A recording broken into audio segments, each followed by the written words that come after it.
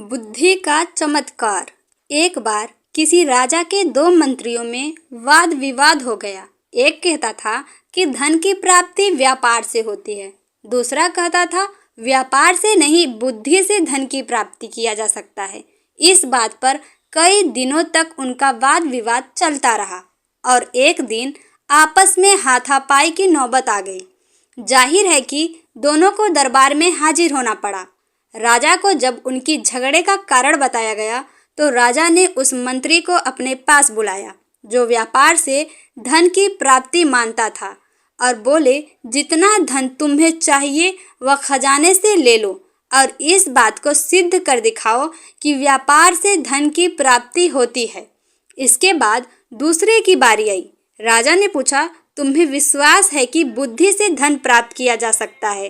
मंत्री ने उत्तर दिया, महाराज, बुद्धि के द्वारा संसार की हर वस्तु को प्राप्त किया जा सकता है, उसके लिए व्यापार ही जरूरी नहीं है।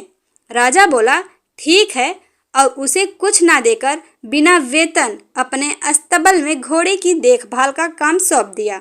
दोनों मंत्रियों को आदेश हुआ कि 6 महीने के अंदर अपनी बात प्रत्यक्ष कर दिखाए, वरना दोनों को कड़ी सजा दी जाएगी।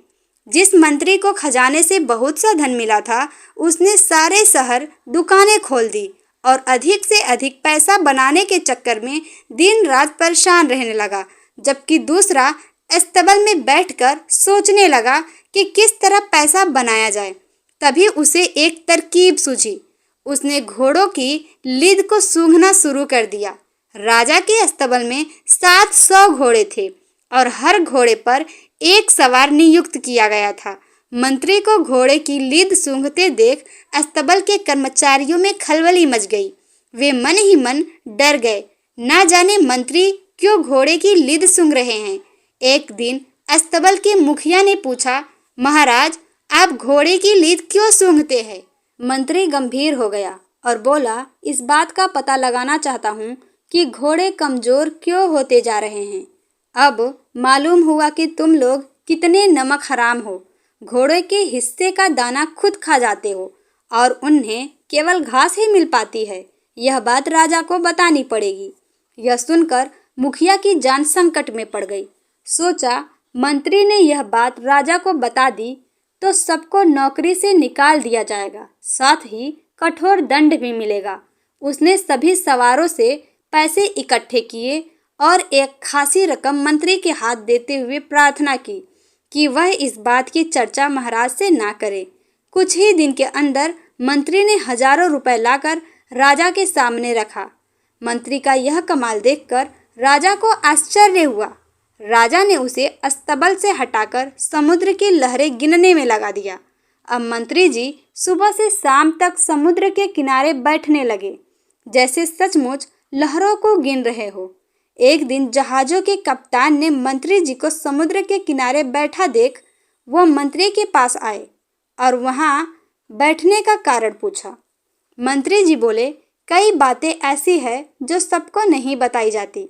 यह समझ लो कि महाराज ने लहरें गिनने का काम मुझे सौंपा है, लेकिन तुम्हारे जहाजों के आने जाने से लहरें टूट जाती है और राजा की आज्ञा का पालन नहीं हो पा रहा है।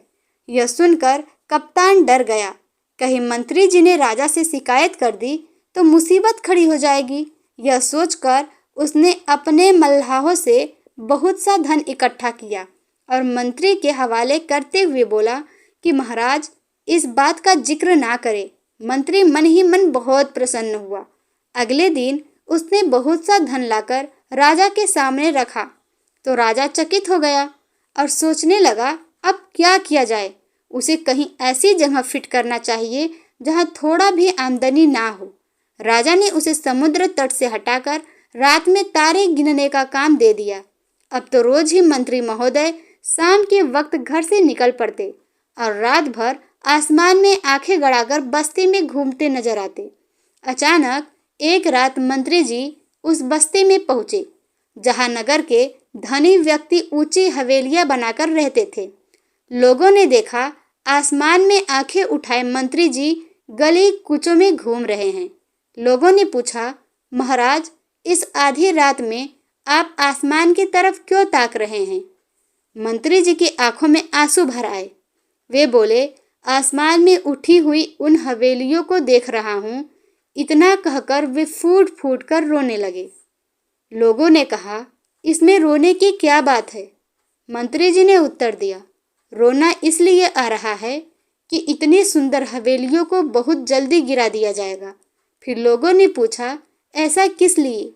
पूछने पर मंत्री जी ने बताया कि महाराज ने मुझे तारे गिनने का काम दिया है और तुम्हारी इन ऊंची हवेलियों के कारण मुझे इस काम में असुविधा हो रही है, इसलिए इन्हें गिराना पड़ेगा। तभी राजा की आज्ञा का पालन किया जा सकता है। नहीं नहीं, ऐसा नहीं हो सकता। बस्ती के लोग मंत्री जी के आगे हाथ जोड़कर बोले, आप महाराज को समझाए कि ऐसा नहीं होगा। बिना इन्हें गिराए भी तारों को गिना जा सकता है। हवेलियां गिरा दी गई तो हम लोग उजड़ जाएंगे। आप जितना पैसा चाहते हैं वो हमसे ले लें, लेकिन इन हवेलियों को बचा लीजिए। अच्छा, कोशिश करूँगा। इस बार मंत्री जी ने बहुत बड़ी रकम बस्ती के लोगों से निकाल ली और उसे लाकर राजा के सामने पटक दिया। मंत्री की इस विलक्षण बुद्धि पर राजा की आंखें खुल गई। उसे विश्वास हो गया कि मंत्री ने सच कहा है। बुद्धि के द्वारा संसार की हर वस्तु को प्राप्त किया जा सकता है। 6 महीने के अंदर मंत्री ने अपनी बात को प्रत्यक्ष कर दिखाया। इससे राजा बहुत प्रसन्न हुआ और उसे अपने दरबार का मुख्यमंत्री बना दिया।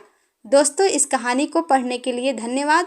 आपको ये कहानी कैसी लगी हमें कमेंट करके ज़रूर बताएं। वीडियो को लाइक और चैनल पे नए हो तो चैनल को सब्सक्राइब करना बिल्कुल भी ना भूलें। Thank you.